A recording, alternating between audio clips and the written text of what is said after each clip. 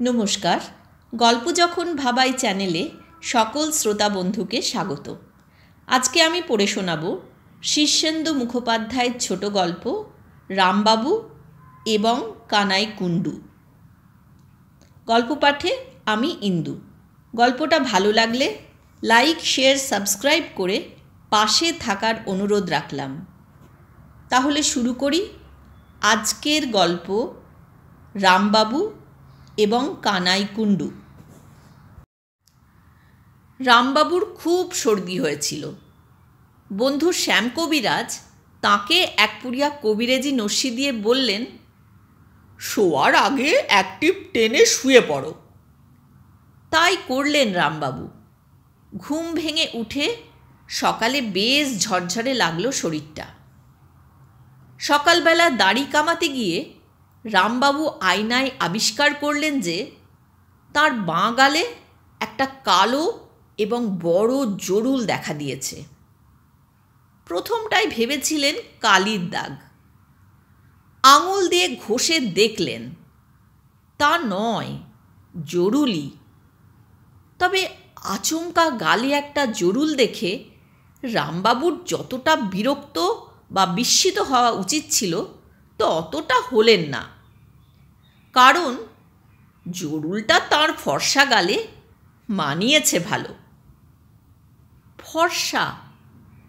রামবাবু দাড়ি কামাতে কামাতে আবার একবার থমকালেন। ফর্সা?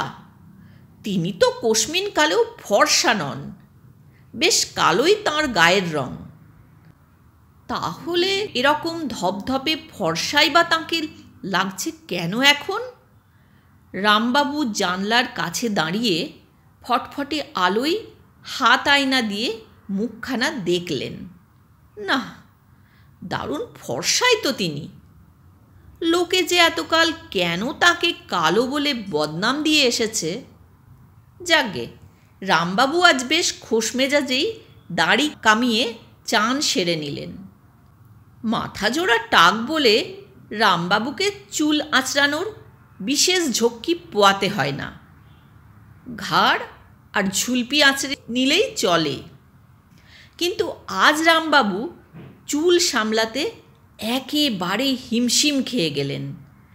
মাথা ভর্তি কালো কুচকুচে এবং ঢেউ খেলানো চুল যে কোথা থেকে এলো তা রামবাবু হদিশ করতে পারলেন না। কিন্তু অফিসের সময় হয়ে যাচ্ছে, এসব ব্যাপার নিয়ে ভাববার মতো ফুরসত হাতে নেই। বাথরুম থেকে বেরিয়েই রামবাবু একটা হাঁক মারলেন, গিন্নি, খেতে দাও। তারপর চটপট পোশাক পরে ফেললেন। তার গিন্নি বেশ মোটাসোটা, একটু থপথপে, গম্ভীর প্রকৃতির। রান্নাঘর থেকে বেরিয়ে এসে তিনি রামবাবুর দিকে তাঁর গম্ভীর চোখে কিছুক্ষণ চেয়ে থেকে বললেন, আপনি বাইরের ঘরে গিয়ে বসুন, উনি বাথরুমে গেছেন। এটা কীরকম রসিকতা তা রামবাবু বুঝে উঠতে পারলেন না। তাঁর গিন্নি খুব রসিক প্রকৃতির মানুষও নন। রামবাবুকে খুব একটা বোকা বলা যায় না। তিনি একটু ভাবলেন এবং ফের বড় আয়নায় ভালো করে নিজেকে দেখলেন। বছর 25 বয়সের বেশ কার্তিক ঠাকুরের মতো চেহারা বিশিষ্ট এই লোকটা যে তিনি নন তা টের পেতে আর এক লহমাও দেরি হলো না তাঁর। প্রথমটায় একটু আতঙ্কিত হয়ে পড়লেও শেষ অবধি খুশি হলেন রামবাবু। টাকওয়ালা, কালো এবং নাদুস নুদুস চেহারার যে মানুষটি তিনি ছিলেন তাকে তাঁর বিশেষ পছন্দ ছিল না। রামবাবু এটাও বুঝলেন যে এ বাড়িতে আর অবস্থান করা ঠিক হবে না। তিনি আর যেই হন, রামবাবু নন। সুতরাং রামবাবু সদর খুলে গটগট করে বেরিয়ে পড়লেন। সমস্যা হলো, তিনি যে রামবাবু নন এটা তিনি বেশ বুঝতে পারছেন। কিন্তু তাহলে তিনি কে? এই নতুন চেহারার লোকটার তো একটা কোনো পরিচয় আছে। গোবর্ধন, রাজবল্লভ, বগলাপতি বা যাই হোক একটা নাম, এবং পাল, সিংহ, ভট্টাচার্য যা হোক একটা পদবি তো তাঁর থাকা উচিত। বড় রাস্তায় পড়ার আগে দেখলেন গলির মোড়ে রকে বসে ছেলেরা আড্ডা মারছে। তাঁরই ছেলের বন্ধুরা সব।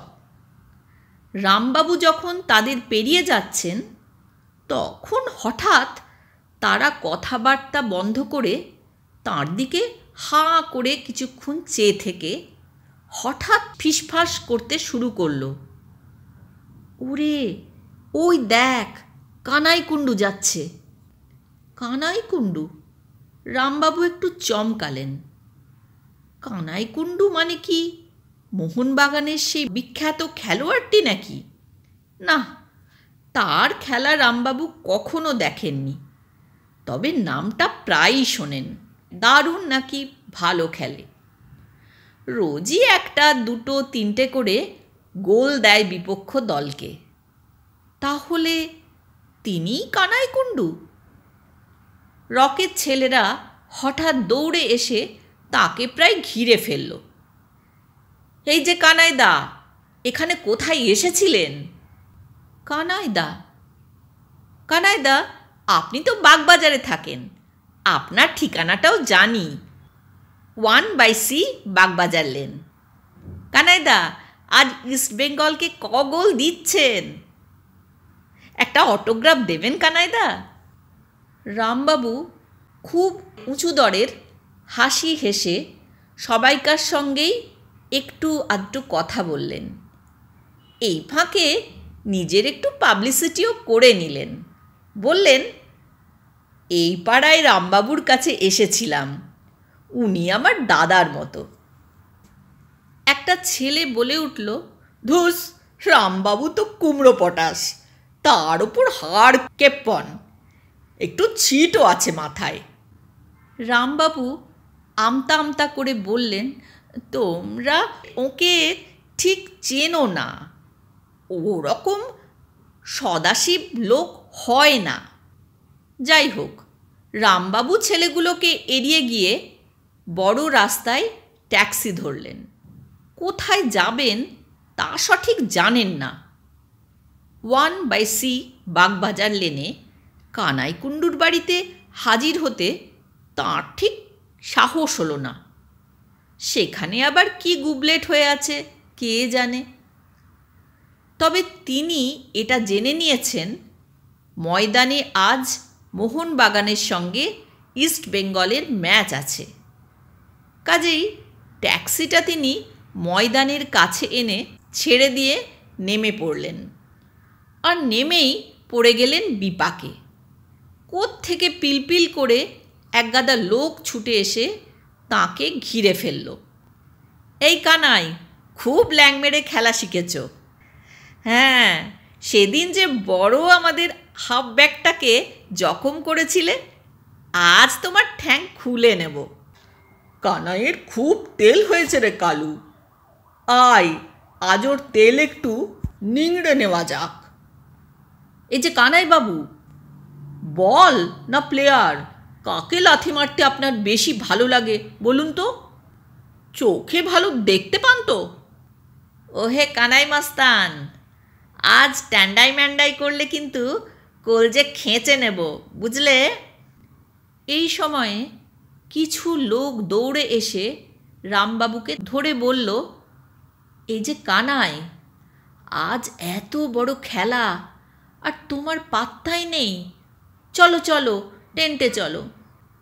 রামবাবু বুঝলেন এরা সব ক্লাবের কর্মকর্তা। তিনি হাঁফ ছেড়ে বাঁচলেন। কর্তারা তাঁকে ধরে নিয়ে গিয়ে টেন্টে ঢুকিয়ে দিল। টেন্টের ভিতরে তখন প্লেয়াররা গম্ভীর মুখে বসে কোচের উপদেশ শুনছে। রামবাবুও শুনতে লাগলেন, তবে কিছু বুঝতে পারলেন না। তিনি জীবনে কখনো ফুটবল খেলেননি। একটু আধটু হাডুডু খেলেছেন, অল্প স্বল্প ডাঙ্গুলি, তার বেশি কিছু নয়। কোচ রামবাবুকে বললেন, কানাই, তুমি একদম পাংচুয়াল নও, বি সিরিয়াস। সত্যেন তোমাকে বল ঠেললে তুমি ওয়ালপাস খেলবে কালিদাসের সঙ্গে, তারপর ডায়াগোনালি। রামবাবু বুঝলেন না, তবে গম্ভীরভাবে মাথা নাড়তে লাগলেন। দুপুরে বেশ ভালো খাওয়া দাওয়া হলো, তারপর বিশ্রাম। তারপর সবাই উঠে বুট টুট পরতে লাগলো। রামবাবুর খুব একটা অসুবিধে হলো না। আর চোখে অন্যেরটা দেখে দেখে তিনিও বুট এবং জার্সি পরে ফেললেন। মাঠে নামতেই রামবাবুর বুক এবং পা কাঁপতে লাগলো। চারদিকে গ্যালারি ভর্তি হাজার হাজার লোক বিকট স্বরে চেঁচাচ্ছে। রামবাবুর ভিড়মি খাওয়ার জোগাড়। মাঠে নেমে কি করতে হবে তা তিনি বেবাক ভুলে গেলেন। তবে একটা ব্যাপার তার জানা আছে, মাঠের শেষে ওই যে জাল লাগানো 3টে কাঠি, ওর মধ্যে বল পাঠানোই হলো আসল কাজ। প্রথম কিছুক্ষণ রামবাবু বেমক্কা ছোটাছুটি করলেন, তারপর পায়ে একবার বল পেয়েই ছুটতে শুরু করলেন প্রাণপণে। আশ্চর্যের বিষয়, তাঁকে কেউ আটকাতে পারছিল না। রামবাবু খুব উৎসাহের সঙ্গে আরও জোরে ছুটে প্রায় মাঝমাঠ থেকে বল নিয়ে গিয়ে 3 কাঠির সামনে হাজির হলেন এবং খুব দক্ষতার সঙ্গে বলটা পাঠিয়ে দিলেন গোলের ভিতরে। সমস্ত মাঠ হর্ষধ্বনি আর চিৎকারে ফেটে পড়ল। রামবাবু একগাল হাসলেন, একেই বলে খেলা। কিন্তু চেয়ে দেখলেন তাঁর দলের খেলোয়াড়রা কেমন অদ্ভুত চোখে তাঁর দিকে তাকাচ্ছে। গ্যালারি থেকে কারা যেন চেঁচিয়ে বলছে, ও ব্যাটা ঘুষ নিয়েছে, বের করে দাও মাঠ থেকে। রামবাবু একটু ভড়কে গেলেন এবং খানিক বাদে বুঝতে পারলেন গোল তিনি দিয়েছেন ঠিকই, তবে নিজের দলকেই।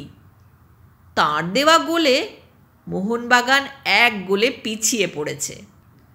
কোচ মাঠের মধ্যে ঢুকে তার সামনে এসে দাঁড়িয়ে বললেন, বেরিয়ে এসো। রামবাবু বেরিয়ে এলেন, আর তারপরই পটাপট কিল, চড়চাপড়, ঘুষি এসে পড়তে লাগলো তাঁর ওপর। কি একটা ল্যাংও যেন মারল। রামবাবু মাটিতে পড়ে চোখ উল্টে গোঁ গোঁ করতে লাগলেন। আর তখনই বোঝা গেল লোকটা রামবাবু, কানাইকুণ্ডু নয়। আসল কানাইকুণ্ডু মামাবাড়ি গিয়েছিল কাঁঠাল খেতে, সবে ফিরেছে।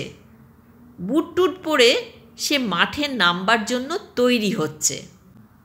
পরদিন সকালে যখন দাড়ি কামাতে গেল রামবাবু, তখন তার কালো গালে জরুল ছিল না, মাথা জোড়া টাক, থলথলে শরীর।